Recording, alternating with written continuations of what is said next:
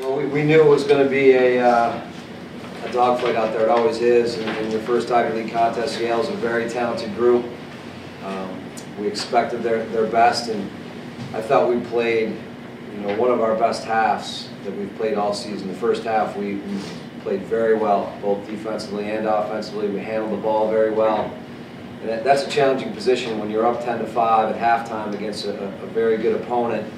It's something that a younger team like we are, a newer team that we are, learned a lot today, because you have to find that balance where you keep going at them offensively, but you want good possessions as well to kind of kill a little bit of clock in that third quarter. And we actually took 12 shots in the third quarter, so I don't think we took the pedal off the gas, but I just don't think we finished our chances, and we didn't bear down as well as we had in the first half. So it was a great effort, and the fourth quarter was back and forth.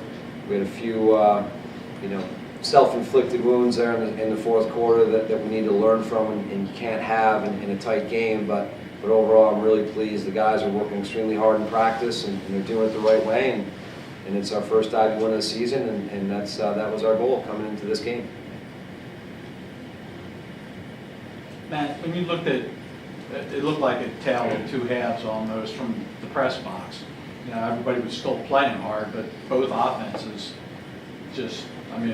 all of a sudden became extremely hard to score a goal and settle. I thought you guys were really good and unsettled in the first half, coming out of the box, in transition.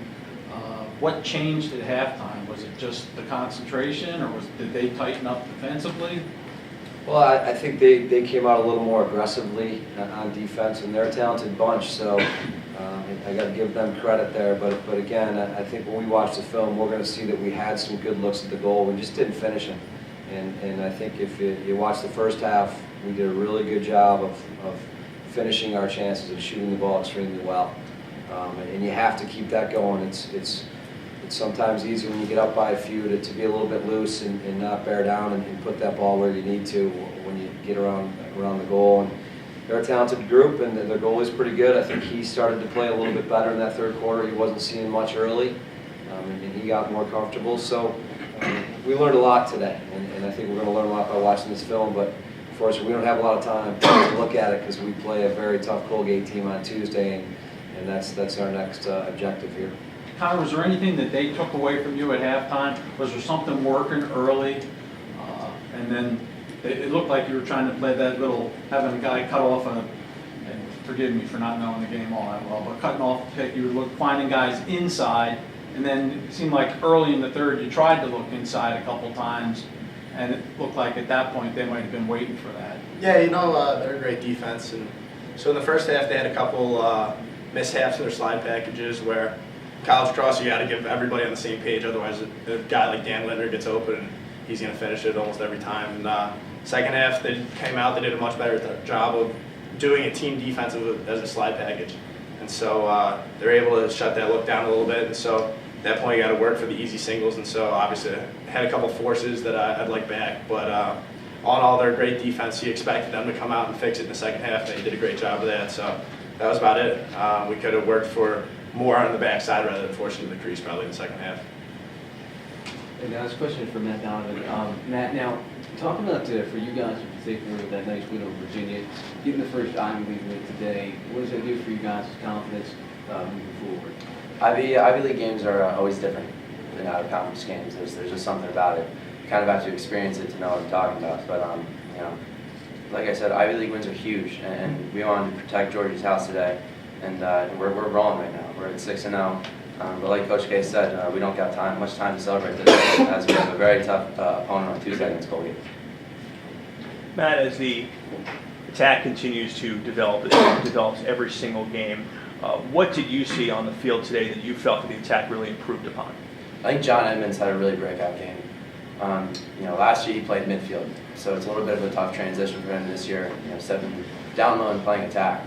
And he's gotten better each day, each week of practice. We haven't had much time to actually have him practice down low because we've had these Tuesday games. But he's really coming into his own, and it's impressive to see. And I'm just enjoying my time playing with him and Taylor. Jordan, Looking at this game for Yale, a lot of wide shots, a lot of high shots. How is the defense able to force them to pull the trigger on bad looks?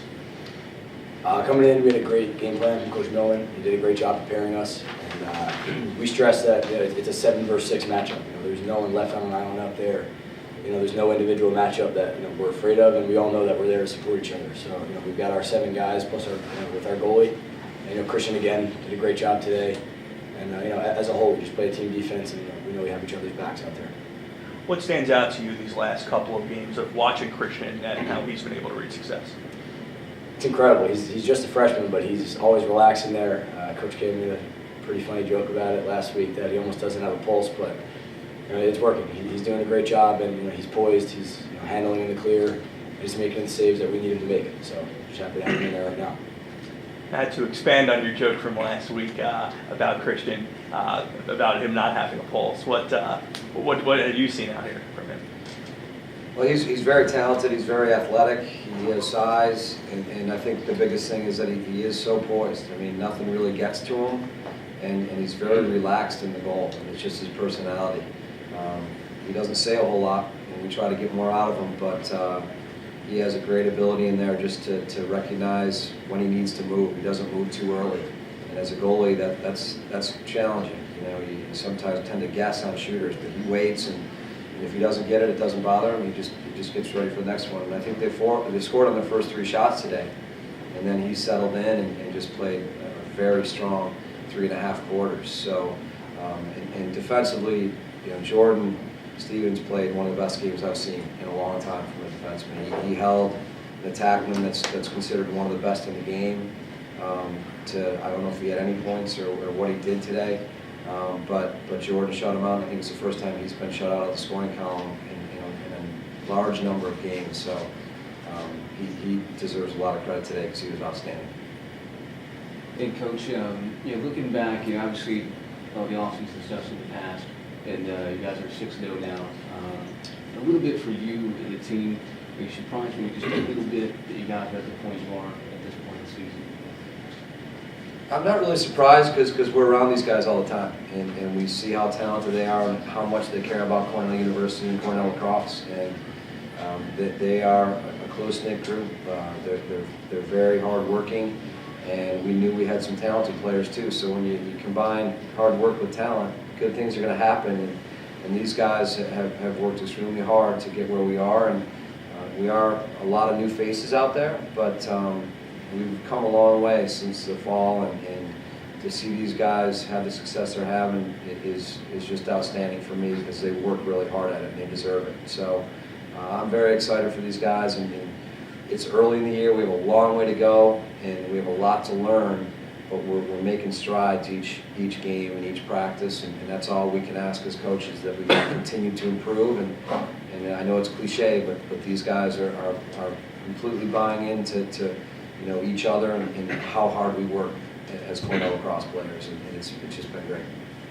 Matt, I think it was early in the third, where I think you had a look right on the crease. I don't know if you hit him or if he made the save, but something happened real close, and it seemed from that point on, everything really became, as an offense, everything became a lot harder for you guys. He started seeing the ball better after that, and it was a struggle.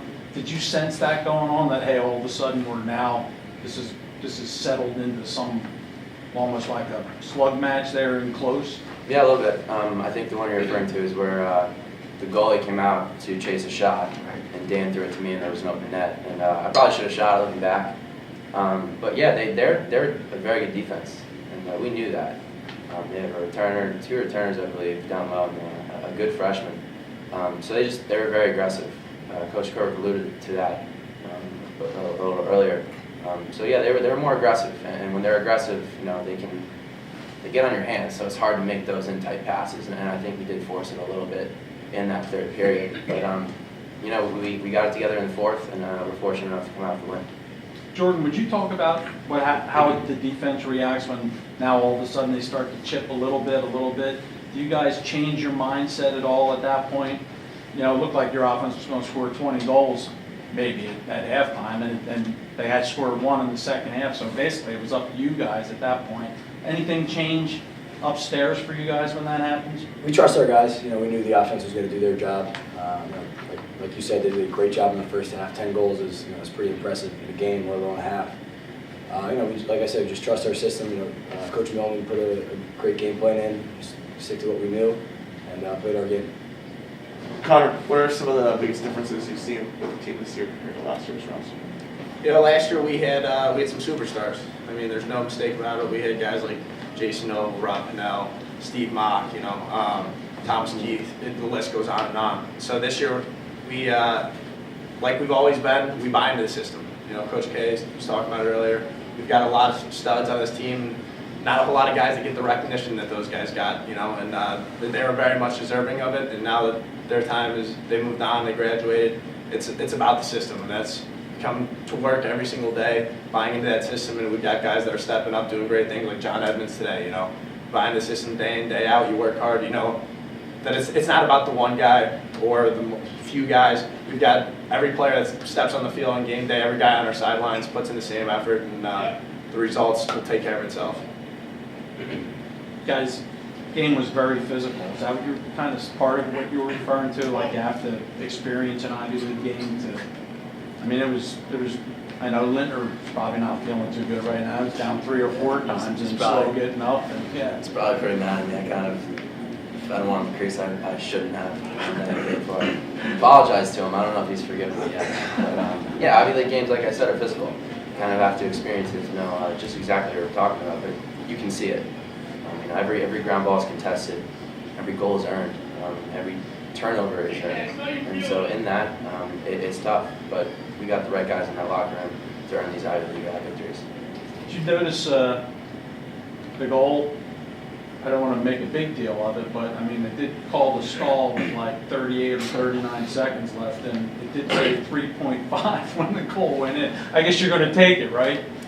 Yeah, I looked up when they called the stall, and I think it was around 35 or 36, and you know the goal came at 3. I You can do go the to math, Ivy League right? school, but I can do the math. So it was right close to where it should have been buzzed. The buzzer should have gone off, but it's a tough thing for these officials to make these calls. I mean, it's a challenge to watch the play, a very physical contest, to pay attention to those details, and then have to deal with exactly when you put the timer on.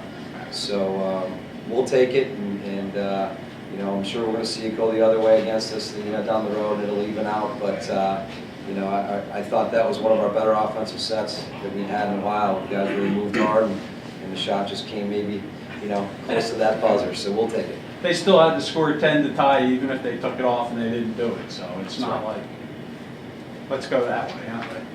Exactly. Anything else?